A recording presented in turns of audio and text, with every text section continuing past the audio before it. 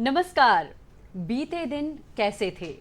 यादों के पटल पर इसकी छवियां कभी झिलमिल तो कभी धूमिल करती उभरती जरूर हैं, लेकिन वे वर्तमान का हिस्सा नहीं बन पाती। मेरे साथ इन दिनों रोशनी के दायरे चलते हैं। मोहब्बत की खुशबू मेरे दामन से लिपटी रहती है। मैं जहां भी नजर डालती हूँ, मैं संसार के प्रथम प्रभात की पाकीज़गी और नूरानियत का समा देखती हूँ। नया साल आप सभी के जीवन में खुशियों की बहार लेकर आए, इस तरह की शुभकामनाएं हम संप्रेषित करते हैं और कार्यक्रम नमस्कार एमपी को लेकर एक बार फिर हम हाजिर हैं आप सभी के बीच। कार्यक्रम के इस अंक के साथ मैं हूं वृंदा प्रधान अजमेरा। नमस्कार। आप सभी जानते हैं कि हमारा ये प्रोग्राम लाइव प्रोग्राम होता है। 12 बजे से 1 बजे तक इस कार्यक्रम का सजीव प्रसारण किया जाता है।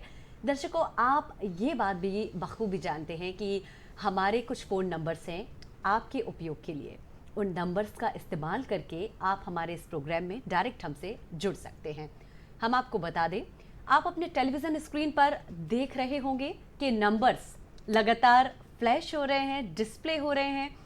दर्शक विषय से संबंधित प्रश्न, आज के प्रोग्राम के जो हमारे अलग अलग विषय हैं उनसे संबंधित प्रश्न हमारे विषय विशेषज्ञों से कर सकते हैं इन टेलीफोन नंबर्स का इस्तेमाल करके। दर्शकों, आप सब जानते हैं कि कार्यक्रम की शुरुआत में तिथि हम आपको बताते हैं, तो आइए नजर डालते हैं आज की तिथि पर।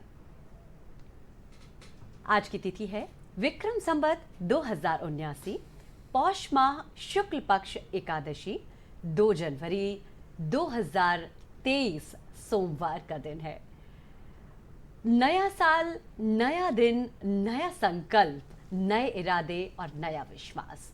एक नए संकल्प के साथ आगे बढ़ चले हैं हम, एक जुनून, एक जज्बे को अंदर समेट कर कि निश्चित ही विजय के पथ पर आगे बढ़ते जाना है और मंजिल की ओर बढ़ते जाना है। चलिए एक सुविचार से भी आपको परिचित करा देते हैं। तो आइए नजर डालते हैं कि हमारा आज का विचार क्या कहता है। भगवान कभी भी इंसान का भाग्य नहीं लिखता है, क्योंकि इंसान की सोच, उसका व्यवहार और उसके कर्म ही उसका भाग्य लिखते हैं। तो नए वर्ष में ये संकल्प हमें ज़रूर लेना है कि यदि अपना भाग्य विधाता हमें स्वयं बनना है ना, तो इरादे मजबूत होना चाहिए, फौलादी इरादे होना चाहिए, दृढ़ इच्छा शक्ति और कुछ कर गुजरने की चाह और जज्बा यदि हमारे मन में है, तो निश्चित ही सफलता कुछ दूर हो सकती है, मंजिल कुछ कठिन हो सकती है, राह कुछ रपटीली हो सकती है, पर मंजिल हमें मिलेगी जरूर। तो उम्मीद का दामन थामे रखिएगा। दर्शकों, प्रोग्राम में आगे बढ़ते हैं और सबसे इम्पॉर्टेंट जो हमारी बात होती है वो होती है हमारे जो विषय विशेषज्ञ हैं, जो हमारे आज के मेहमान हैं। आइए उनसे आपका परिचय हम करा देते हैं। हम आपको बता दें दर्शकों, आज हमारे साथ हमारे स्टूडियोज़ में बहुत ख़ास मेहमान मौजूद हैं। जी हाँ, एक ऐसी शख्सियत जो किसी परिचय की मोहताज नहीं है। मध्य प्रदेश में एक बहुत जाना पहचाना नाम। यदि हम बात करते हैं साहित्य की, यदि हम बात करते हैं संस्कृति की, यदि हम बात करते हैं प्रशासनिक सेवा की, तो एक ऐसा नाम जिससे हमें लगता है कि आप सभी वाकिफ होंगे। फिर भी आइए हम उनसे आपका परिचय करा देते हैं। हमारे साथ हैं आज मनोज श्रीवास्तव जी। नमस्कार। नमस्कार सर। दर्शकों, हम आपको बता दें कि आप सेवानिवृत्त अपर मुख्य सचिव हैं। 38 पुस्तकें आपकी प्रकाशित हो चुकी हैं और मध्य प्रदेश शासन का सर्वोच्च सम्मान कबीर सम्मान से आपको नवाजा जा चुका है। इसके साथ ही साहित्यिक यदि हम बात करते हैं तो कई सारी पुस्तकें सर की प्रकाशित हो चुकी हैं, जिसमें लगभग मुझे लगता है सर 10 काव्य संग्रह आपके प्रकाशित हो चुके हैं। भारत की सांस्कृतिक जो विरासत है उसको हम सब तक पहुंचाने का काम सर कर रहे हैं। तो सर से हम बातचीत करेंगे और हम आपको बता दें दर्शकों कि आज जिस विषय पे हम सर से बात करने जा रहे हैं वो विषय है राष्ट्रीय शिक्षा नीति में भारतीय ज्ञान परंपरा। तो राष्ट्रीय शिक्षा नीति में भारतीय ज्ञान परंपरा को हम कहाँ पाते हैं, कहाँ देखते हैं, इस विषय पर हम सर से बात करेंगे, मनोज सर से। इसके साथ ही हमारे साथ हमारे एक और बेहद खास मेहमान हैं जिन्हें मध्य प्रदेश का वैक्सीन मैन कहा जाता है। 37 वर्ष हो गए इनकी जिंदगी के, 37 वर्ष इन्होंने वैक्सीनेशन उन्मूलन के लिए जो रोग है बीमारियों के उन्मूलन के लिए और वैक्सीनेशन के जो कार्यक्रम है उसमें बढ़ चढ़कर हिस्सा लिया। 37 सालों से अपनी सेवाएं दे रहे हैं। मध्य प्रदेश के वैक्सीन मैन आज हमारे साथ में हमारे स्टूडियोज में मौजूद हैं। बड़ा गर्व का अनुभव हम महसूस कर रहे हैं। हमारे साथ हैं संतोष शुक्ला जी, संचालक टीकाकरण NHM। बहुत स्वागत है सर, नमस्कार। तो दर्शकों, हमारे मेहमानों से हमने आपका परिचय कराया और उम्मीद है कि अब तक आपने हमारे टेलीफोन नंबर्स को भी नोट डाउन कर लिया होगा। यदि अभी तक आपने हमारे नंबर्स को नोट डाउन नहीं किया है तो आइए हम आपको फिर से एक बार अपना नंबर बता देते हैं। हमारे जो टेलीफोन नंबर्स हैं वो हैं 0755-266-049। इसके साथ ही एक हमारा टोल फ्री नंबर, उसका इस्तेमाल करके भी आप हमसे जुड़ सकते हैं और बातचीत कर सकते हैं। आज अलग अलग विषयों पर हम बात करने वाले हैं। हमारे साथ में संतोष शुक्ला सर हैं। आपसे बात करेंगे कि जो कोविड का प्रिकॉशन डोज है उसको लेना कितना सार्थक है, कितना उपयोगी है, क्यों महत्वपूर्ण है। इसके साथ ही मीजल्स रूबेला दिसंबर 2023 में जो एक उद्देश्य रखा गया है, एक लक्ष्य रखा गया है कि उसका उन्मूलन, निर्मूलन पूरी तरह से हो सके, तो उस पर भी हम चर्चा करेंगे। चर्चा के दौर को हम शुरू करते हैं। मनोज श्रीवास्तव सर से हम बातचीत करेंगे। सर, सबसे पहले चूंकि हमारा आज का जो विषय है राष्ट्रीय शिक्षा नीति में भारतीय ज्ञान परंपरा की आज हम बात कर रहे हैं, तो सबसे पहले तो हम यही जानना चाहेंगे सर कि राष्ट्रीय शिक्षा नीति का सबसे प्रमुख आकर्षण आपको क्या लगता है? मुझे लगता है राष्ट्रीय शिक्षा नीति का सबसे बड़ी हाईलाइट उसकी जो है वो इस रूप में है कि ये जो है सिर्फ शिक्षा के प्रशासनिक और संगठनात्मक पुनर्प्रबंधन की बात नहीं करती है जी।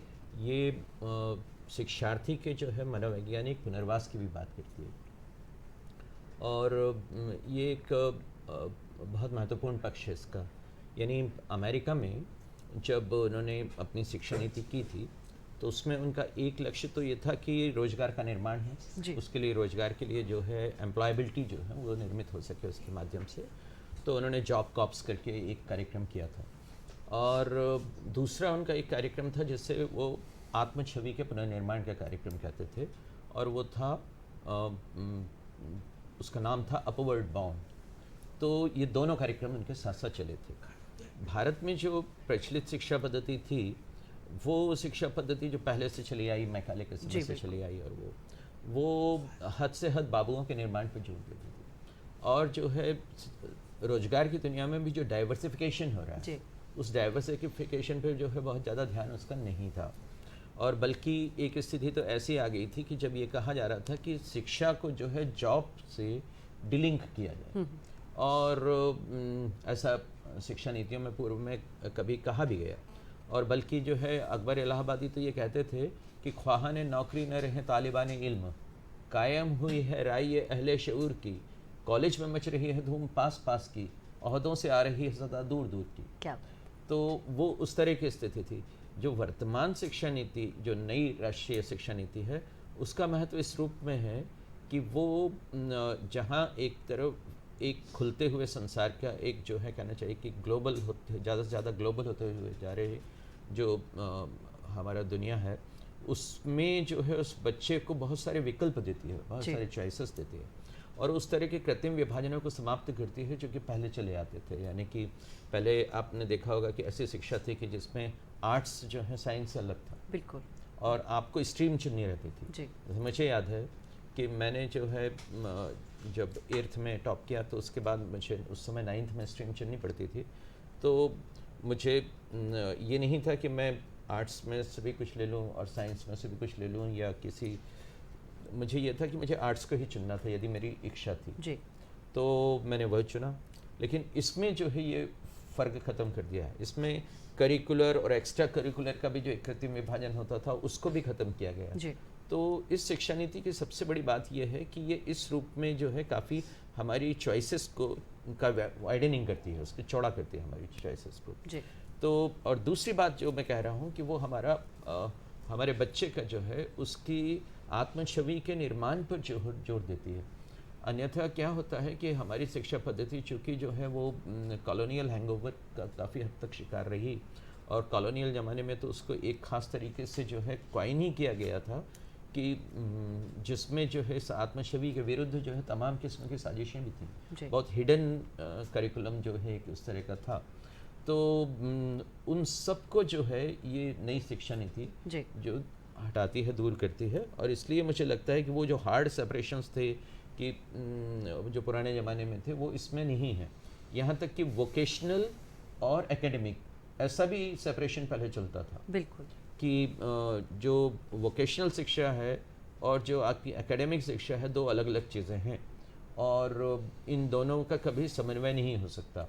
या ज़्यादा ये हो कि बुनियादी शिक्षा के नाम पर कुछ जो है गांधी जी को श्रद्धांजलि देने के लिए कुछ चीज़ें जो हैं इस तरह से जोड़ ली जाती थी कि जो उससे इंटीग्रली नहीं जुड़ी होती थी, वो एक तरह का एड ऑन होती थी, अतिरिक्त रूप से जो है एक परिशिष्ट की तरह उन्होंने जोड़ लिया उसको, एक फुटनोट की तरह जोड़ लिया।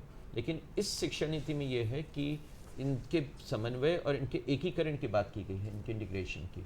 तो ये मुझे महत्वपूर्ण लगता है। जी, तो निश्चित ही जो हमारी शिक्षा नीति है उसमें महत्वपूर्ण बदलाव सम्मिलित किए गए हैं। और कहीं ना कहीं सर आपकी बातों से हमें ये समझ आ रहा है कि सिर्फ बुक वॉर्म बनाना इसका उद्देश्य नहीं है, बच्चे का संपूर्ण सर्वांगीण विकास हो सके, कहीं ना कहीं वो प्रेरित करती है राष्ट्रीय शिक्षा नीति, नवीन शिक्षा प्रणाली जो है।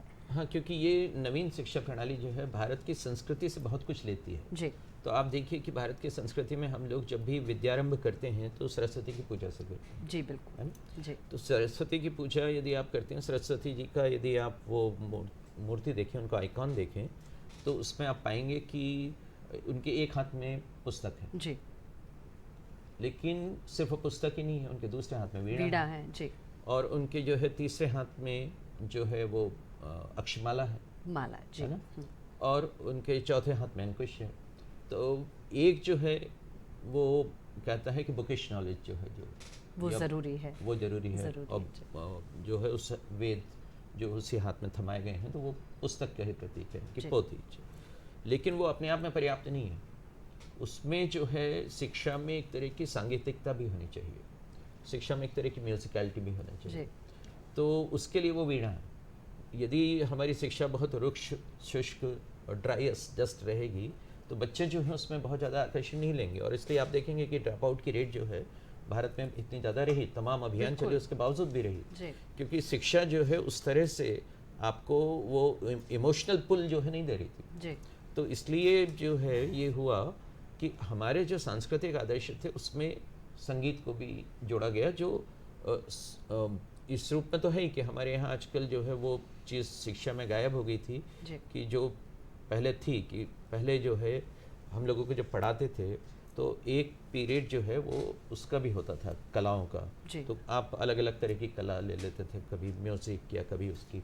आज जो है जो प्रयोग जर्मनी में हुए हैं या जो प्रयोग यूएसए की लैब्स में हुए हैं और जो तमाम जो रिसर्च के जो वो हैं उन सब में ये पता लगा है कि म्यूज़िक जो है मैथमेटिक्स को इम्प्रूव करता है। और जिन बच्चों की जो मैथमेटिक्स अच्छी है तो उसके पीछे उन्होंने एक कारण ये देखा कि उनका कोई ना कोई जो है एक्सपोजर या ओरिएंटेशन जो है वो म्यूज़िक की तरफ रहा है।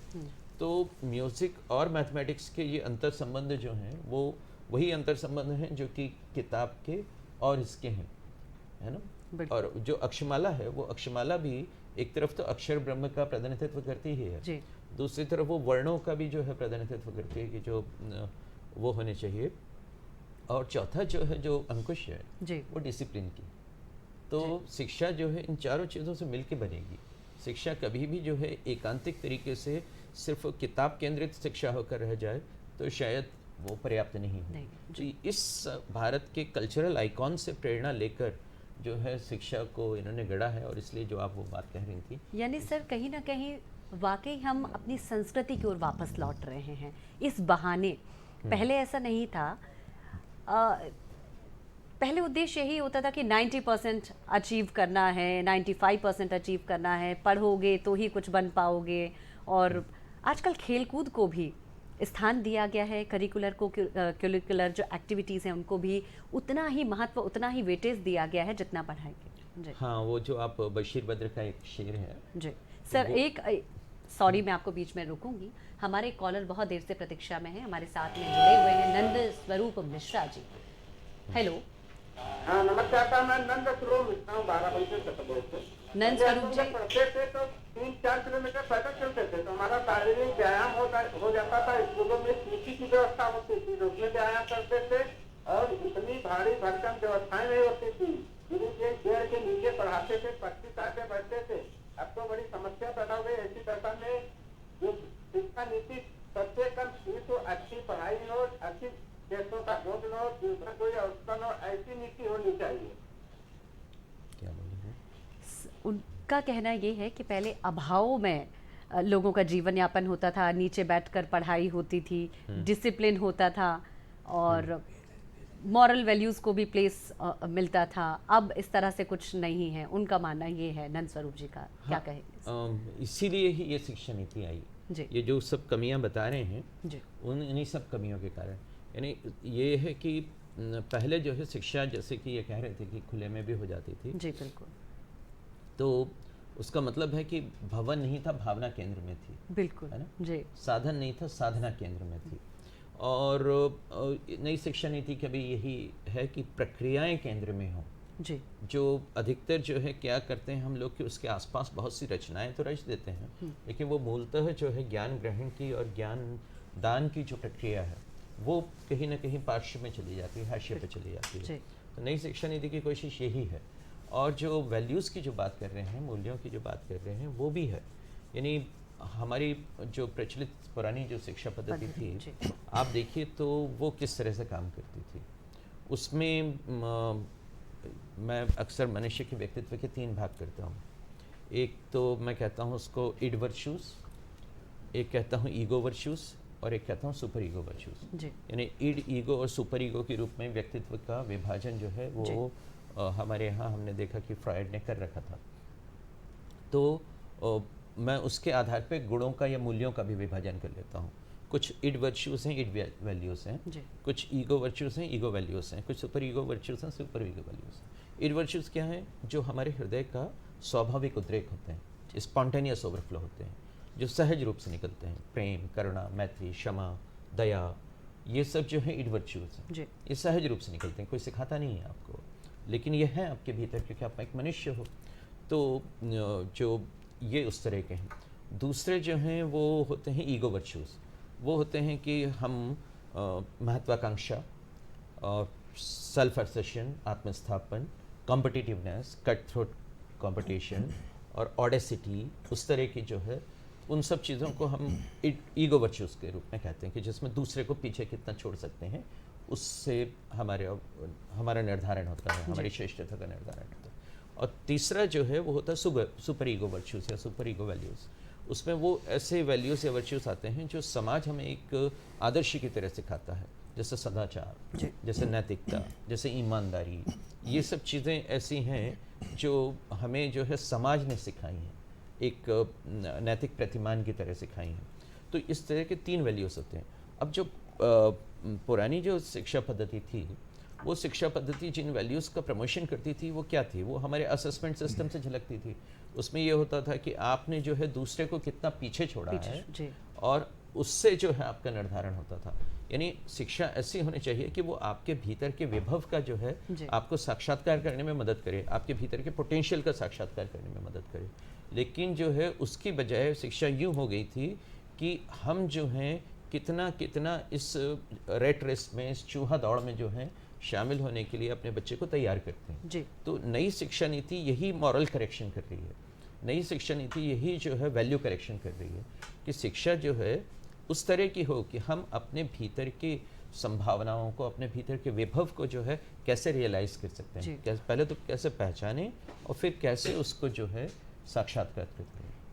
यानी राष्ट्रीय शिक्षा नीति और नई शिक्षा नीति का ये भी उद्देश्य है कि अपने हुनर को पहचान दिला सकें हम।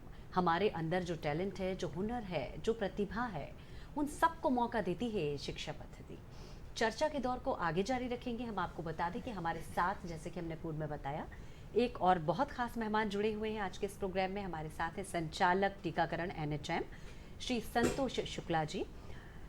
सर, आपसे हम जानना चाहेंगे, सर, दिसंबर 2023 नए वर्ष का आगाज़ हो चुका है। दिसंबर 2023 2023 में एक उद्देश्य, एक लक्ष्य रखा गया है मीजल्स और रुबेला के निर्मूलन का।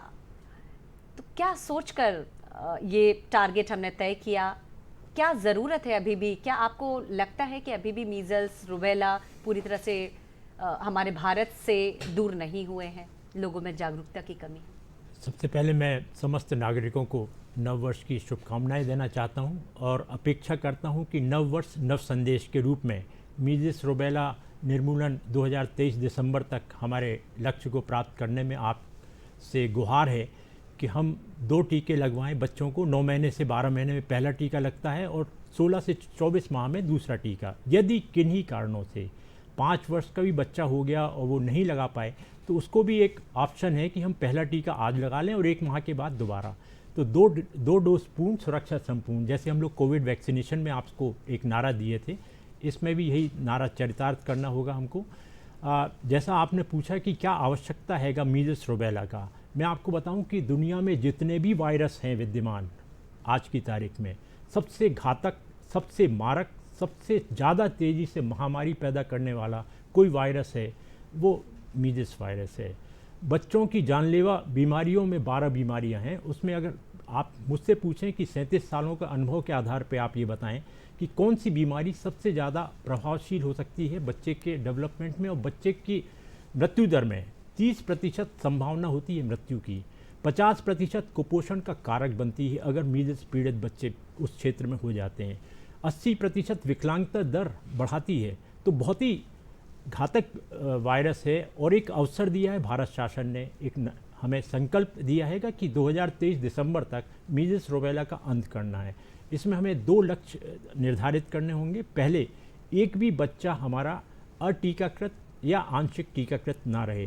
तो हम समस्त परिवारजनों से अपील करना चाहते हैं कि आप स्वयं आए, आंगनवाड़ी और सभी स्वास्थ्य संस्थाओं में निःशुल्क टीकाकरण सेवाएं मंगलवार और शुक्रवार चिन्हित हैं टीकाकरण दिवस, उस पर आके लगवाएं 9 बजे से 4 बजे तक अवसर है आपको। दूसरा, यदि किसी भी बच्चे में बुखार के साथ दाने आ जाते हैं, उसको हम आसानी से स्कूली बच्चों के माध्यम से जन जन तक संदेश पहुंचाया है। सर्दी, खांसी, आंखें लाल, तेज बुखार, दानेदार, ये पहचानी लक्षण हैंगे मीजल्स के। यदि ऐसा कुछ बच्चा आता है संज्ञान में, तो हमने समस्त शिक्षकों को भी ये शिक्षा दी है कि आप ऐसे बच्चों को, उनके परिवारजन को बुला के वापस एक सप्ताह के लिए आइसोलेशन आप, और हमने देखा था कि कोविड जब हो रहा था तो सबसे पहले क्या होता था, हम लोग बोलते थे कि इसको आइसोलेट कर लें। तो आइसोलेट जिससे महामारी ना, एक बच्चा 18 बच्चों को बीमारी फैलाता है मीजल्स का। तो एक भी केस अगर छूट जाता हैगा तो उधर पे व्यापक एक महामारी का रूप धारण कर लेता हैगा। तो आपसे यही अपील है कि फीवर एंड रैश की सूचना पास के ब्लॉक मेडिकल ऑफिसर या जिला टीकाकरण अधिकारी को आप सूचित करें। और हम लोग की जो टीम है उसको हमने प्रशिक्षित किया हैगा कि वो फायर ब्रिगेड के समान पहुंच के उस क्षेत्र में आउटब्रेक रिस्पॉन्स इम्यूनाइजेशन, यानी उस अगर शहरी क्षेत्र है तो 500 घरों में एक सर्च अभियान करेंगे कि किसी भी बच्चे में पिछले 3 महीने में बुखार के साथ दाने तो नहीं आए थे। यदि हाँ, तो हम ऐसे बच्चों को विटामिन ए की खुराक तुरंत देते हैं और 24 घंटे के अंतराल में दूसरा। ये WHO ने बहुत अच्छा ज्ञान दिया है कि यदि हमने विटामिन ए सप्लीमेंटेशन करा लिया पीड़ित बच्चों को तो उसकी मृत्यु तो नहीं होगी, मृत्यु की संभावना नगण्य हो जाएगी। और दूसरा, हम लोग ऐसे बच्चों का सैंपल लेते हैं, हमारी नेशनल लैब है, एक जबलपुर है, दूसरा गांधी मेडिकल कॉलेज भोपाल, तो ब्लड सैंपल लेते हैं और थ्रोट स्वाब लेते हैं। उससे हमें पहचान हो जाती है कि हाँ, ये वाकई में वायरस पीड़ित बच्चा है। तो हम 5 किलोमीटर क्षेत्र में, ग्रामीण क्षेत्र में अटीकाकृत और आंशिक टीकाकृत बच्चों की सूची बनाते हैं और उनको टीकाकृत करते हैं। सर, अब एक और महत्वपूर्ण बात जो जानने के लिए ज़रूरी हो जाती है, समझना ज़रूरी हो जाता है, यदि मीजल्स और रुबेला को हम डिफ्रेंशिएट करना चाहें लक्षण के आधार पर, तो कैसे हम अंतर कर सकते हैं उन दोनों बीमारियों में? देखिए, ये मीजल्स का वायरस होता है सर्दी, खांसी, आंखें लाल, तेज बुखार, दानेदार। चौथे दिन जाके असर दिखाता है दाने के रूप में बच्चे के। सबसे पहले माथे पे चालू होता है, फिर अन्य शरीर पे पहुंचता हैगा। और जो रुबेला का वायरस है वो जर्मन मीजल्स के नाम से पहचाना जाता है। 2.5 दिन की मीजल्स, मतलब 2.5 दिन के बाद उसको दाना आता हैगा। ख़ासतौर से जो रुबेला है वो कंजेनाइटल रुबेला के रूप में ज़्यादा देखा जाता है। गर्भकाल में अगर माता संपर्क में आती है और पीड़ित हो जाती है तो बच्चा या तो एबॉर्ट हो जाता है, या जब पैदा होगा तो उसको कंजेनाइटल कैटरेक्ट होता है, दिल में छेद हो जाता है, मानसिक विकलांगता होती है और 17-18 साल तक ही मात्र उसका जीवन रहता ये है। टॉर्च कहीं एक टर्म मैंने पढ़ा है जी। जब प्रेग्नेंट वुमेन के लिए टॉर्च टेस्ट एक कराया जाता है, हाँ। और यदि वो रिपोर्ट उसकी पॉजिटिव आती है जी। तो माता जो है वो भी कहीं ना कहीं परेशान हो सकती है और होने वाली संतान को भी बहुत खतरा हो सकता तो जो है। टॉर्च उसके बारे में हम टॉर्च जो जानना आप बोल रहे हैं उसमें आर का मतलब रुबेला होता है। रुबेला, जी। तो टॉर्च हमें स्क्रीनिंग जरूर गर्भकाल में इसीलिए बोला जाता है कि आप अपने जो महिलाएं हैं उनका टॉर्च इन्फेक्शन रूल आउट जरूर कर लें, क्योंकि कंजेनाइटल एनोमली अगर बच्चा लेके पैदा होता है तो बहुत ज़्यादा विषमताएं होती हैं, शारीरिक, मानसिक, और समाज को और परिवार को भी बहुत बोझ होता है। जी। तो सर धीरे धीरे इस तरह के जो हमारे प्रोग्राम्स होते हैं उनके माध्यम से कहीं ना कहीं जागरूकता लोगों में फैल रही है, अवेयरनेस बढ़ रही है, और ये एक ऐसे माध्यम होते हैं जिससे लोग बहुत आसानी से परेशानियों के बारे में, बीमारी के बारे में जान सकें, समझ सकें। चर्चा के दौर को आगे बढ़ाएंगे, बहुत सारी बातें आपसे हम करेंगे इस विषय से जुड़ी हुई। मनोज सर की ओर हम चलेंगे। सर आपसे हम जानना चाहेंगे कि हमारी शिक्षा की जो पद्धति है वो प्रचलित थी, पर अब की यदि हम बात कर रहे हैं, नई शिक्षा की बात कर रहे हैं, तो उसके प्रस्थान बिंदु अभी क्या क्या हैं? कुछ तो मैंने बताया ही है जी। और जो फ़र्क है उसमें, वो एक फ़र्क तो ये है कि वो जो यूनिवर्सल एक्सेस ऑफ एजुकेशन की जो बात है जी। उसको अब उसका लक्ष्य बढ़ा दिया गया है, और अब वो जो है इस तरह से हो गया है कि अप टू ग्रेड 12 जी। तक कोशिश की जाएगी कि बच्चों को जो है यूनिवर्सल एक्सेस ऑफ एजुकेशन जो है दी जाए। पहले जो है हमारे ये था कि प्राइमरी एजुकेशन तक ही इसको माना जाता था, और इनफैक्ट आप देखें तो एक बाजारवादी दुनिया जो है उसने एक दूसरा तर्क रखा था, यानी फ्रीडमैन जो हैं उन्होंने ये तर्क रखा था कि ये जो हम यूनिवर्सल प्राइमरी एजुकेशन की बात करते हैं तो उसमें स्टेट को जो है जनरल जो निःशुल्क शिक्षा देने की जो बात की थी, तो फ्रीडमैन का ये कहना था कि नहीं, ये सिर्फ जो है सिर्फ गरीबों के बच्चों को जो है देना चाहिए और उनको नहीं। तो वो तर्क वहाँ से आया था, लेकिन हमने उस समय भी जो है नहीं माना था, और हमने उसको कहा था कि नहीं, निःशुल्क प्राथमिक शिक्षा जो है हम पूरी की पूरी वैसे देंगे।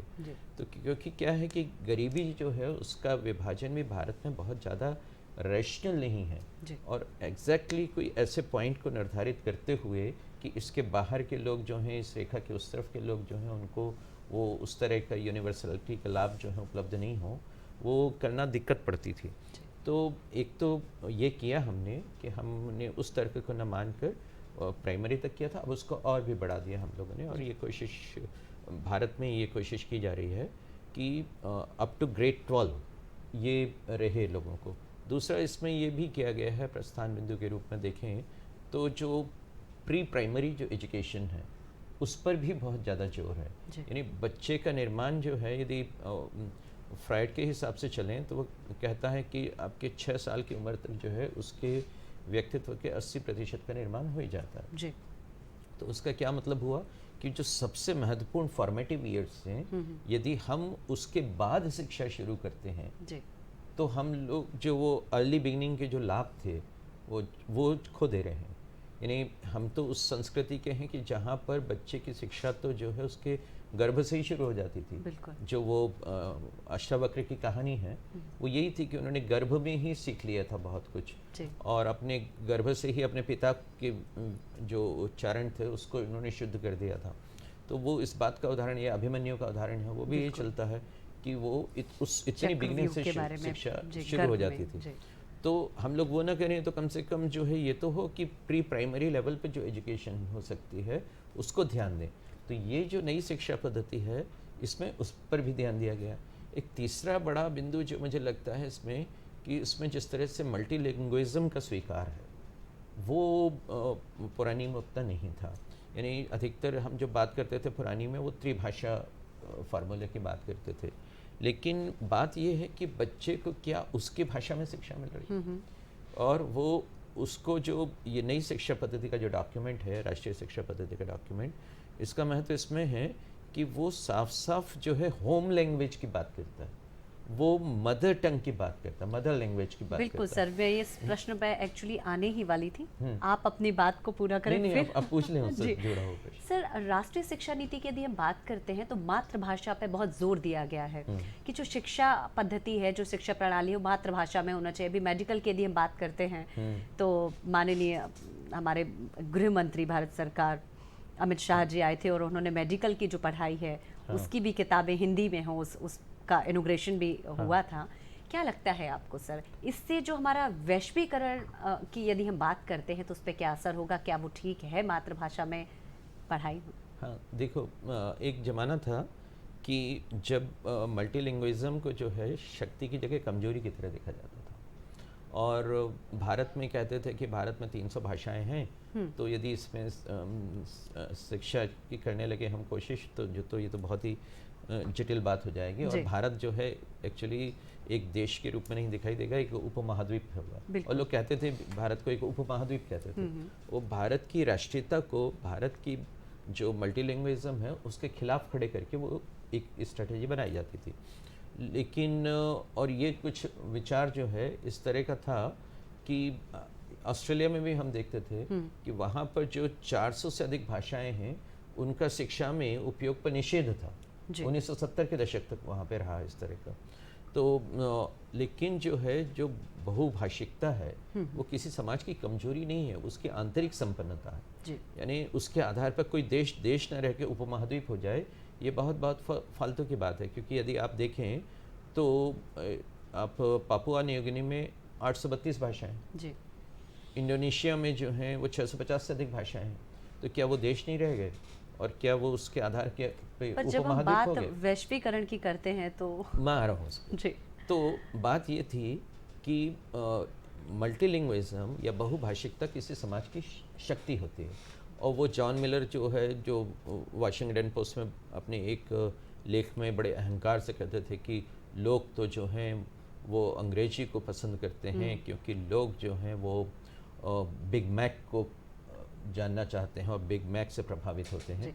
वो अहंकार जो था उसको ख़त्म करने की ज़रूरत है। पहली सबसे बड़ी बात ये है कि हमारी शिक्षा जो है उसको सीखने की प्रक्रिया क्या होती है। कोई भी बच्चा शिक्षा को प्रभावशाली तरीके से तब सीख पाता है जब वो जो है उसकी परिस्थिति के अनुकूल हो। यानी बच्चे के लिए भाषा जो है किसी तरह की अमूर्त प्रणाली नहीं है। वो भाषा जो है उसके लिए उसके परिस्थिति में, उसके परिवेश में उपयोग के लिए है। तो इसलिए जो है आपको अपनी भाषा की जरूरी था। और जो है दुनिया भर में एक इसी बात को मैं पूरा कर लूँ कि जो अंग्रेजी है वो एकमात्र आवश्यकता हो ग्लोबलाइजेशन की जरूरी नहीं है। क्योंकि आप देखेंगे कि चाहे चीन हो, चाहे रूस हो, चाहे जर्मनी हो, सबने जो है जो शिक्षाएं दी हैं वो अपने देश की भाषा में दी हैं। और यदि आप मध्यकालीन यूरोप का इतिहास देखें तो कभी जो है लैटिन का इतना ज़्यादा प्रभाव था कि लैटिन के कारण जो है जो वर्नाकुलर लैंग्वेजेस थी, चाहे डच हो, चाहे इंग्लिश हो, चाहे फ्रेंच हो, चाहे इटालियन हो, उन सब में शिक्षा नहीं दी जाती थी। और विज्ञान जो है इसी के कारण वो एक संकुचित विज्ञान था। फिर ये समय आया कि न्यूटन ने जो है अपनी आखिरी पुस्तक ऑप्टिक्स वो उन्होंने जो है इंग्लिश में लिखी। उसके पहले की सारी पुस्तकें उनकी लैटिन में थी। फिर ये समय आया कि गैलीलियो ने अपनी आखिरी पुस्तक जो है वो इतालवी में लिखी। और जैसे जैसे वर्नाकुलर लैंग्वेज का विकास वहाँ पे होता गया, देशिज भाषाओं का, वैसे वैसे फिर वैज्ञानिक क्रांति संभव हुई। वैज्ञानिक क्रांति तब तक संभव नहीं हुई जब तक कि लैटिन का प्रभुत्व था, और वो बहुत ही गिने चुने रूप में। लेकिन जब लोगों को अपनी भाषा में विचार करने का और उसको अभिव्यक्त करने का मौका आया तो उसके साथ साथ वैज्ञानिक क्रांति भी संभव हुई। इसलिए जो है जब तक आप सही रूप से अपनी जड़ें जो हैं नहीं जमा लेते तब तक आप अपने एक वृक्ष के रूप में ऊंचाई को नहीं प्राप्त कर सकेंगे। तो बहुत अच्छी बातें अभी सर ने हमारे साथ में साझा की। दर्शकों, हमारे साथ हमारे कॉलर हमसे जुड़े हुए हैं, आइए उनसे हम बात करेंगे। ओंकार सोनी बैतूल से आज हमारे साथ जुड़े हैं हमारे इस प्रोग्राम में। हेलो हेलो ओंकार जी, आपकी आवाज सही तरह से हम तक नहीं पहुंच रही है। अपने टेलीविजन को आप... हेलो मैम जी नमस्कार। श्रीवास्तव जी से बात करना था जी। सर मैं प्रश्न करें जी ओंकार जी, प्रश्न करें। हाँ हाँ, बोले बोले। हाँ टीवी को वॉल्यूम को सर, जरा कम कर दें आप। मैं जानना चाह रहा था हाँ कि जी हाँ हाँ, बोले बोले। कि राष्ट्रीय शिक्षा नीति में ऐसा कोई लक्ष्य है, हाँ बोले बोले। राष्ट्रीय शिक्षा नीति में ऐसा कोई लक्ष्य है अरे इनकी आवाज जो एक ऐसी शिक्षा व्यवस्था हम्म, जिसमें ऐसी कोई शिक्षा व्यवस्था किसी भी सामाजिक आर्थिक जो पृष्ठभूमि से जो शिक्षार्थी रहते हैं, ग्रामीण क्षेत्रों की आर्थिक पृष्ठभूमि एक हाँ, उनको समान रूप से सर्वोच्च वाली जो गुणवत्ता वाली शिक्षा उपलब्ध हो सकती है क्या? सर उनको उपलब्ध हो सकती है क्या सर्वोच्च गुणवत्ता वाली शिक्षा? जी ओंकार जी, आपके प्रश्न का सर उत्तर देने का प्रयास करेंगे, प्लीज आप। हाँ, जो इन्होंने प्रश्न किया है वो मुख्य रूप से इसलिए हुआ है कि जो वर्तमान शिक्षा पद्धति है, जो या हमारे भारत में जिस तरह का विकास हुआ है, वो उस विकास में शिक्षा जो है एक तरह का सोशल इक्वलाइजर का काम नहीं करती है। जी सामाजिक रूप से जो है समानता स्थापित करने के लिए वो नहीं होती है। इनफैक्ट आप देखें तो दो तरह की चीज़ें हैं। एक लोग कहते हैं कि भारत की शिक्षा है, एक कहते हैं कि इंडिया की शिक्षा है। एक ही शहर में आप पाएंगे कि इस तरह की है कि स्लम्स में दी जाने वाली शिक्षा का स्तर दूसरी तरह का है, और दूसरी तरफ जो है वो पब्लिक स्कूल्स की शिक्षा जो है दूसरी तरह की है। और ये जो एजुकेशनल डिवाइड जो पैदा हो रही है, नॉलेज डिवाइड जो पैदा हो रही है, उसकी चिंता जो है वो व्यक्त कर रहे हैं जी कि क्या हमारी जो नई राष्ट्रीय शिक्षा नीति है वो इसको एड्रेस करती है कि नहीं। जी तो मैं उसी को ही आपको एग्जैक्टली पढ़ के बताता हूँ कि उन्होंने भी जो है इसी चिंता को अपने उसमें नोट किया, और उन्होंने ये कहा कि हम अपना फोकस जो है वो ये रखना चाहते हैं इस चीज़ पर कि किस तरह से हम शिक्षा में जो हमारे पिछड़ा वर्ग हैं जी या जो कहना चाहिए कि जो सोशली और इकोनॉमिकली पिछड़े हुए लोग हैं, उनकी जो है शैक्षणिक आवश्यकताओं को हम लोग कैसे पूर्ति कर सकें, उसमें टेक्नोलॉजी एक बड़ी मदद करेगी, जो इसमें नई शिक्षा नीति में जोड़ दिया गया है। यानी वो ज़माने गए कि जब जो है ज्ञान का जो है एक तरह का पूंजीकरण कर लिया गया था, और उस पूंजीकरण में ये था कि हमने जो है एक तरह की एजुकेशनल सेल्समैनशिप स्थापित कर दी थी, और जो प्राइवेट सेक्टर को उसमें फुल प्ले के लिए कुछ छोड़ भी दिया गया था कि आप अपना करते रहिए। लेकिन उसमें जो है इस समाज के जो ऐसे बच्चे हैं उनके जो कि इन वंचित क्षेत्रों में रहते हैं, और जिनकी परिस्थितियाँ पारिवेशिक तरीके से ही देखें, यदि हम उनके परिवेश की तरह से ही देखें, तो भी जो है उनकी परिस्थितियाँ इस तरह की नहीं थी कि उस तरह की महंगी शिक्षा का भार उठा सकें। तो टेक्नोलॉजी वहाँ मदद करने आती है। आज की तारीख में यदि आप देखें तो जो डिजिटल एक्सेस है वो बहुत लगभग बड़ी हद तक उसने जो है उसका यूनिवर्सलाइजेशन किया है। आज जैसे मेरी बच्ची ही थी, उसको यदि जो है जॉन हॉपकिंस में जो पढ़ाया जा रहा है एनाटॉमी, उसको पढ़ना हो तो वो चली जाती थी यूट्यूब पर, उनके जो वो थे वीडियोस वो देख लिया करती थी।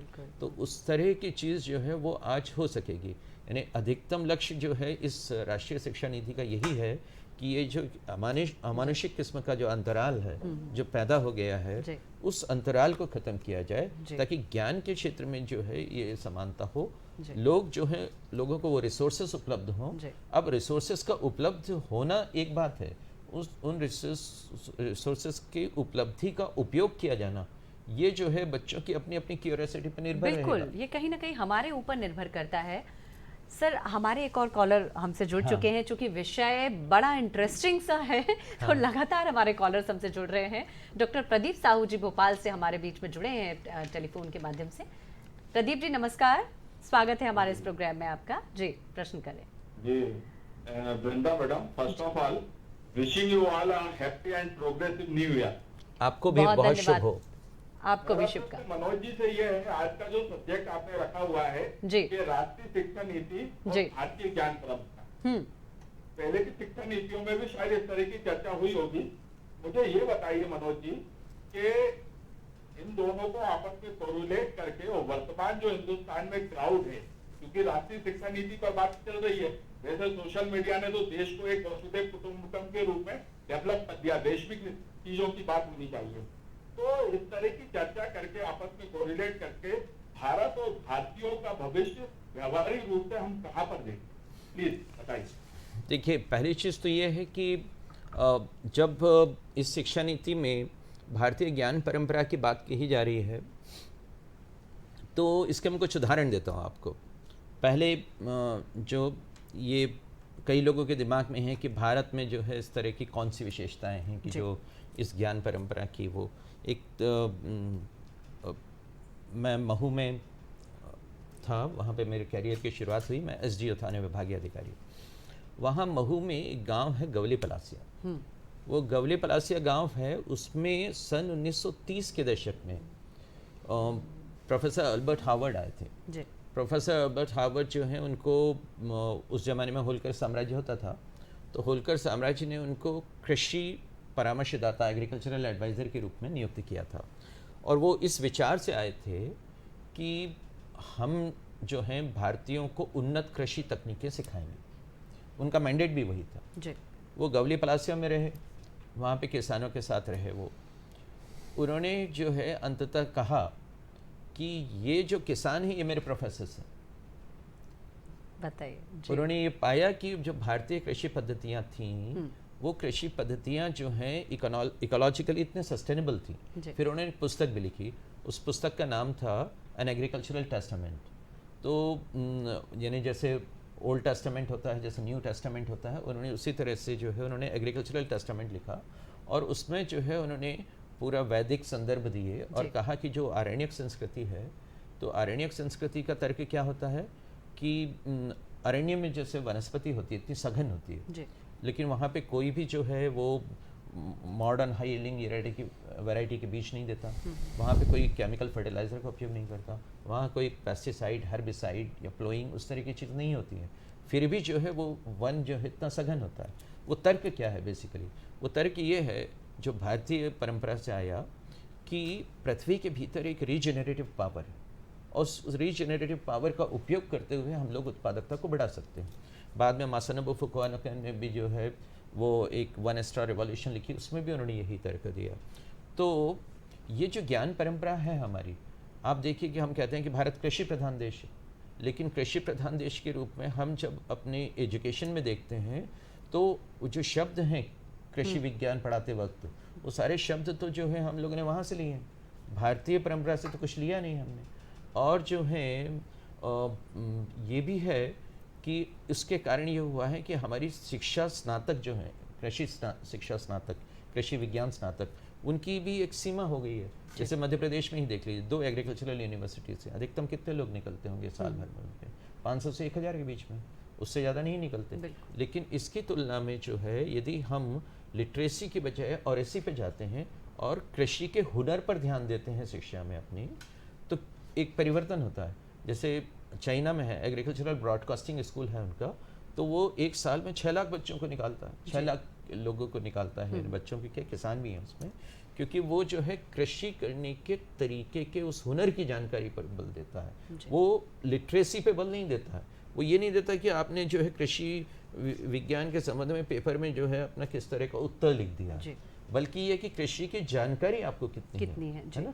उसी तरह से आप देखें तो एक दूसरे उनका उदाहरण लेता हूँ, लॉरी बैकर। लॉरी बैकर जो है आज उनका इतना बड़ा नाम है और जो है वो शिल्प के आर्किटेक्चर के जो है गांधी जी के कहे जाते हैं, लेकिन वो भी भारत में आए थे। तो वो भारत में इसी तरह से आए थे कि यहाँ के लोगों को हम लोग जो है आर्किटेक्चर के नए तौर तरीके सिखाएंगे। उड़ीसा में गए, वहाँ पे जो है उन्होंने देखा कि किसान जो वहाँ के जो आम ग्रामीण हैं वो अपना घर जो है बनाने में किस तरह से स्थानीय सामग्रियों का इस्तेमाल करते हैं। उसके पीछे का उन्होंने वो तर्क समझा और फिर उसके आधार पर उन्होंने जो है एक भारतीय किस्म की जो है शिल्प या स्थापत्य की, आर्किटेक्चर की उन्होंने पद्धति जो है वो तैयार की। उनके मठ के बने हुए 5 मंजिला भवन हैं जो आपको केरल में देखने को मिलेंगे। तो माने हमारी ज्ञान परंपरा में ऐसा बहुत कुछ है, लेकिन हम जो हैं एक पश्चिमी प्रभाव के चलते या किसी उसके चलते हम उन सब चीज़ों का पूरा उपयोग नहीं कर नहीं पाए। कर पाए, तो ये कोशिश ये कर रही है जो राष्ट्रीय शिक्षा नीति जो नई है कि वो इन ज्ञान परंपराओं को पर ध्यान दे, इनकी एक पुनर्व्याख्या संपन्न करे। आज की तारीख में ये होता है कि हमें ये पढ़ने को मिलता है कि गुरुत्वाकर्षण के सिद्धांत का आविष्कार जो है वो न्यूटन ने किया, क्योंकि जो है उसने सेब के एक पेड़ को जो है बगीचे में गिरते हुए देखा, एज इफ कि उसके पहले जो है सेब जो है गिरते नहीं थे, सेब गिरता नहीं था। लेकिन यदि ध्यान दें तो पतंजलि का आंतर्य का सिद्धांत क्या है, वो वही है। तो ऐसे बहुत सारी चीज़ें हैं जिनमें हमारी भारत की ज्ञान परंपरा मदद कर सकती है। शिष्य तो चरक का देश है, लेकिन क्या जो है हमारे स्वास्थ्य विज्ञान में उन सब चीज़ों का कोई उपयोग होता है? मैं जब कलेक्टर था वहाँ झाबुआ में, तो वहाँ पर जो है बड़वा चलते थे जी। और वो बड़वाओं के बारे में हमारे ये मान्यता रहती थी कि वो अंधविश्वासी हैं। तो लेकिन वो बड़वा जो है वो झाड़ फूक करने वाले हम लोग ऐसा समझते थे उनको। मैंने एक बार यूँ किया कि उनका ब्लॉक स्तर पे उनके सम्मेलन किए बड़वाओं के, और फिर जो है उनके जो नॉलेज बेसिस थे उनका डॉक्यूमेंटेशन किया। तो जब डॉक्यूमेंटेशन करके उसका बना और तैयार होके आया मेरे पास, तो मैं एक दिन उसको बैठ के पढ़ रहा था। तो मैंने देखा कि उसमें कुछ ऐसी बातें कही गई थी जो बातें जो हैं मेरी लाइब्रेरी में, मेरी निजी लाइब्रेरी है, तो उसकी एक शेल्फ में एक पुस्तक रखी हुई थी जिसका नाम था भाव प्रकाश निघंटू। तो उसमें कही, वो 11वीं शताब्दी की थी, लेकिन ये जो कह रहा था उस दिन उस ब्लॉक सम्मेलन में बड़वा, वो उससे मिलती थी जी। तो इसका मतलब है कि कुछ ना कुछ ऐसे ट्रेडिशनल नॉलेज बेसिस हैं जो अभी अंडर एक्सप्लॉयटेड रह गए हैं, जो अंडर यूटिलाइज्ड रह गए हैं। नई शिक्षा नीति की, राष्ट्रीय शिक्षा नीति की कोशिश ये है कि इन ट्रेडिशनल नॉलेज बेसिस का भी उपयोग किया जाए। अब दूसरी बात ये है कि क्या भारतीय ज्ञान परंपरा का उपयोग हम जो है जब करते हैं शिक्षा में, तो उसका मतलब ये है कि हम दूसरी तरफ से आने वाले जो ज्ञान परंपराएं हैं उनकी तरफ से आंखें बंद कर लेते हैं। तो वो कोई क्लोज डोर अप्रोच हमारे यहाँ है नहीं। वो तो एक रावणी मानसिकता है जो ये कहती है कि हनुमान को कि लाग ही अधम सिखावन मोही, कि यदि हनुमान को कहती है कि तुम मुझे सिखा रहा है अधम, तो मुझे सिखा रहा है कि मिला हमें कपिगुरु बड़े ज्ञानी। ये मानसिकता भारत में नहीं रही। भारत में जो है ज्ञान के प्रति एक तरह की खुली दृष्टि रही है, स्वीकार की दृष्टि रही है। हमने कभी जो है अलेक्जेंड्रिया की लाइब्रेरी को नहीं जलाया, हमने कभी जो है नालंदा की लाइब्रेरी को नहीं जलाया, उदंतपुरी की लाइब्रेरी को, विक्रमशिला विश्वविद्यालय की लाइब्रेरी को नहीं जलाया, हमने कभी जो है युकातन की लाइब्रेरी को, टेक्सको की लाइब्रेरी को नहीं जलाया। हमारे यहाँ किताबों के आदर की परंपरा रही है और ज्ञान को हम लोगों ने सभी तरह से स्वीकार किया। तो वसुधैव कुटुंबकम इस अर्थ में है कि कहीं से भी ज्ञान आए हम तो स्वीकार अर्जन करना चाहिए। तो सर से बहुत महत्वपूर्ण बातें हमने सीखी, समझी, और राष्ट्रीय शिक्षा नीति में भारतीय ज्ञान परंपरा को लेकर बड़े विस्तार से हमने बात की। अब हम बातचीत करेंगे संतोष शुक्ला सर हमारे साथ में है, संचालक टीकाकरण NHM। सर सबसे पहले तो अब हम बात करेंगे पोलियो इंजेक्टेबल की भी शुरुआत हो चुकी है। पहले ओरल वैक्सीनेशन की हम बात करते थे, 2 बूंद जिंदगी की, ये टैग आपने ही दिया था शायद। 37 सालों से टीकाकरण अभियान से आप बहुत करीब से जुड़े हुए हैं। तो सबसे पहले तो हम ये भी जानना चाहेंगे कि 2 बूंद जिंदगी की, इसको देने के पीछे आपका क्या मंशा थी? ये लाइन घर घर तक पहुंच चुकी है, दिलों में पहुंच चुकी है लाइन सब। नहीं, मैंने उद्देश्यपूर्ण ढंग से इसको नहीं दिया था। मैं WHO में था, वाराणसी मंडल में मेरी पोस्टिंग थी, और मैं क्योंकि एक कवि के रूप में जाना जाता था और WHO की कोई भी मीटिंग होती थी मुझे अवसर मिलता था कि एक नई रचना आप पढ़ें। तो मैं रचना पढ़ रहा था, और जब लंच होता है तो ग्लोबल रिप्रेजेंटेटिव यूनिसेफ आए हुए थे। वो मेरे पास आते हैं और मुझसे कहते हैं कि the way you are expressing you have got a good command over the words, तो can you help me in solving my issue. मैंने कहा व्हाट इज़ योर इशू? तो ही सेड कि हमें एक कैप्चर लाइन चाहिए जो जन जन को हिट करे जाके पोलियो प्रचार के लिए। तो आई सेड टू हिम कि हमें अवसर दीजिए, मैं कोशिश करता हूँ। तो डूरिंग लंच आवर मैं ये सोचने लगा कि कौन सी वो बात होगी जो एकदम से स्ट्राइक करेगा, जनमानस के पटल पे एकदम उभर के आएगी और लास्ट व्यक्ति तक पहुँच पाए। तो हमने सोचा कि हम लोग 2 बूंद क्यों पिला रहे हैं, विकलांगता मिटाने जची नहीं बात, 2 बूंद क्यों दे रहे हैं, लोगों का जीवन संवारने जमी नहीं बात। तीसरी बार एकदम से विचार आया कि 2 बूंद जिंदगी से जोड़ के जब 2 बूंद है, तो मैंने जाके उसको वर्ड को बोला कि 2 बूंद जिंदगी की, और वो उन्होंने कहा कि इसका कन्वर्ट कीजिए आप तो 2 ड्रॉप्स ऑफ लाइफ। जैसे ही उसके मन में ये बात पहुंची कि बहुत स्ट्राइकिंग वर्ड है ही जम्प्ड इनटू द एयर, जैसे आर्किमिडीज में हुआ था ना जब सिद्धांत लॉन्च हुआ था, और उन्होंने तुरंत सेल फोन उठा के और जेनेवा को रेफर किया, एंड इस प्रकार से दो बूंद जिंदगी का उद्भव हुआ। सर, दो बूंद जिंदगी की लाइन जितनी प्रचलित हुई है, अभी वर्तमान में यदि हम बात करते हैं, कोविड की यदि हम बात करते हैं, तो उसके लिए 2 गज दूरी, मास्क है जरूरी। तो सर कितना जरूरी है मास्क लगाना? चलते चलते कोविड के बारे में कुछ बातचीत। कोविड देखिए अभी गया नहीं है। कोई भी वायरस की बीमारी अचानक तुरंत कंट्रोल में तो आ सकती है, मगर ख़त्म नहीं होती है वातावरण से। इसलिए हम लोग मानसिकता से बचें कि हमने 2 डोज लगा लिए और हम संपूर्ण सुरक्षित हैं। नहीं, अभी भी आप देख रहे हैं कि अन्य राष्ट्रों में पुनः सिर उठाया है कोविड बीमारी ने, और महामारी के रूप में आ रही है। तो जब 2020 में हम लोगों ने देखा था, बीमारी पहली बार आई थी, आप और हम सब ने मिलकर लड़ाई लड़ी थी, कोई वैक्सीन हमारे हाथ में नहीं थी। उस वक्त सिर्फ एक ही साधन था जिसको स्टेट कोरोना अधिकारी के रूप में मैंने प्रचलित किया था और नेशनल लेवल पर भी गया था। आसान होता हैगा, कोई कैप्शन के साथ हम याद रखें, तो SMS वर्ड हमने खोजा था। S for social distancing, M for mask और S फॉर सैनिटाइजेशन। तो अगर हम सैनिटाइजेशन करें, दूरी बनाए रखें और मास्क का उपयोग करें, तो हम अपने बीमारी को दूर रख सकते हैं।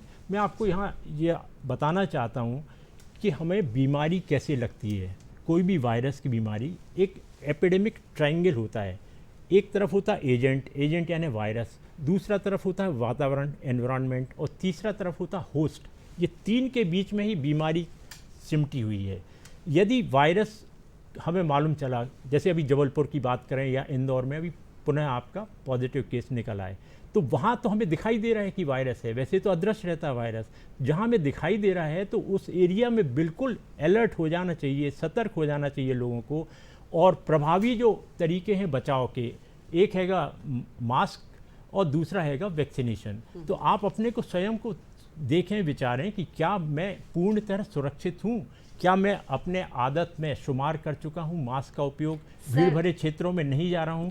और टीकाकरण जो 2 डोज दिए जाते थे, उसके बाद वैज्ञानिक तथ्य ये निकल के आए, एंटीबॉडीज टेस्ट हुई और ये निकल के आया कि नहीं, 6 महीने के अंतराल के बाद सेकेंड डोज के प्रिकॉशन डोज, जिसको सामान्य भाषा में बूस्टर कहते हैं, वो भी लगाना जरूरी है। सर, चूंकि आपने बूस्टर का जिक्र यहाँ पर किया है, तो मैं आपसे ये भी जानना चाहूँगी पूरे ऑडियंस की ओर से कि बूस्टर डोज या प्रिकॉशन डोज की हम बात कर रहे हैं, वो कितना कारगर है। लोगों के दिमाग में मीडिया के कारण या बहुत सारे मीडियम्स के कारण ये भ्रांति भी है कि चूंकि वो अलग तरह का हो जाता है, म्यूटेंट हो जाता है और उसका चेंज कर लेता है, अपने साइज को, अपना आकार बदल लेता है, तो ये जो प्रिकॉशन डोज है वो कितना इफेक्टिव रहेगा? क्या इसे लेना चाहिए या नहीं लेना चाहिए? आपका बहुत समसामयिक सवाल है और उसका जवाब मैं आप कुछ जैसे सर अभी उदाहरण के साथ बात कर रहे थे, मैं भी करूँगा। देखिए, मैं पोलियो उन्मूलन में 10 साल तक WHO के माध्यम से देश के 8 राज्यों में पोलियो वायरस जहाँ जहाँ गया उस दर मेरी पोस्टिंग हुई। तो वायरस को बहुत नज़दीकी से मैंने देखा है फील्ड में। और उस वक्त भी हमारे जो कुतर्की लोग रहते थे, वो अक्सर ये फैलाते थे बात कि वैक्सीन असर करेगी कि नहीं, म्यूटेंट हो जाएगा, क्या होगा, सुरक्षा रहेगी कि नहीं, इस प्रकार की चर्चा होती रही थी। अंत में सिर्फ 2 बूंद जिंदगी, अंत में सिर्फ 2 बूंद ट्राइवेलेंट वैक्सीन ने ही पोलियो उन्मूलन हमें करके दिखाया। तो इसलिए भय और भ्रांति से मुक्त होकर आपसे पुनः अनुरोध है, अपील है कि हमारी खासतौर से बुजुर्गों को, 60 साल से अधिक उम्र को, जो हाई रिस्क के श्रेणी में आते हैं, उनको ज़रूर प्रिकॉशन डोज लगा लें। और जो भी हमारे युवा वर्ग भी जो छूटे हुए हैं, हम अभी 5 लाख डोज हमें 5 तारीख को प्राप्त हो रहा है, तो पर्याप्त मात्रा में वैक्सीन है, हमारे पास दोनों प्रकार की वैक्सीन उपलब्ध हैं। आपसे सिर्फ यही गुजारिश है कि आप लोग अपने आसपास, अपने परिवार, अपने यार दोस्त सबको सिर्फ रोकें टोकें और पूछें कि कहीं आपने प्रिकॉशन डोज छोड़ तो नहीं दिया है, कृपया लगाएं। जी, तो बिल्कुल 2 गज दूरी, मास्क है ज़रूरी, इस बात का ध्यान रखकर प्रिकॉशन डोज को भी हमें ज़रूर लगवाना है। आज के प्रोग्राम नमस्कार MP में हमारे साथ जो 2 बेहद खास मेहमान मौजूद थे, उनका पूरे दूरदर्शन परिवार की ओर से हम धन्यवाद अदा करना चाहेंगे। हमारे साथ थे श्री मनोज कुमार श्रीवास्तव, सेवानिवृत्त अपर मुख्य सचिव। सर, बहुत धन्यवाद, आपने अपना अमूल्य समय हमें दिया। साथ ही हमारे साथ में संतोष शुक्ला जी, संचालक टीकाकरण NHM, आप भी सर हमारे साथ थे और आपने बहुत महत्वपूर्ण बातें हमारे साथ साझा की। बहुत धन्यवाद स्टूडियोज में आने के लिए और अपना वक्त देने के लिए। तो दर्शकों, उम्मीद है कि आज का प्रोग्राम नमस्कार एमपी आपको पसंद आया होगा और बहुत सारी जानकारी हमारे विषय विशेषज्ञों से आप तक पहुंची होंगी। इसी उम्मीद के साथ कि आप कार्यक्रम नमस्कार एमपी के प्रति अपना प्रेम यूं ही बनाए रखेंगे और हमेशा हमारे इस प्रोग्राम में जुड़ेंगे। इसी उम्मीद के साथ आपका ये वर्ष शुभ हो, मंगलमय हो, बहुत सारी शुभकामनाएं नव वर्ष की आप सभी को देते हैं। आज के कार्यक्रम में इतना ही। मुझे यानी वृंदा को पूरे दूरदर्शन परिवार की ओर से दीजिएगा इजाजत। नमस्कार। नमस्कार।